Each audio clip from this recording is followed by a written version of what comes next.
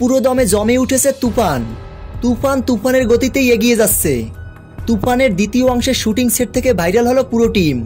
সম্প্রতি মুক্তি পেয়েছে তুফান সিনেমার টিজার, আর টিজারেই ঝড় তুলেছে পুরো সোশ্যাল মিডিয়া। সম্প্রতি শুরু হয়েছে তুফান সিনেমার দ্বিতীয় লটের শুটিং, এবং সেই শুটিং সেট থেকে ভাইরাল হয়েছে তুফানের একটি ছবি।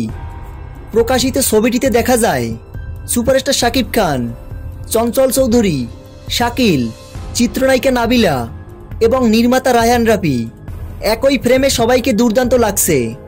তুফান সিনেমাটা সত্যিই এবার ঝড় তুলবে। দর্শক মহলে ব্যাপক সাড়া ফেলেছে তুফান সিনেমার টিজার।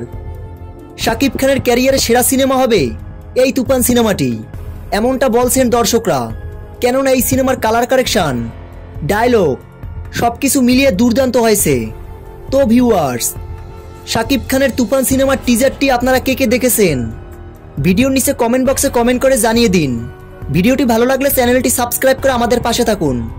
ধন্যবাদ।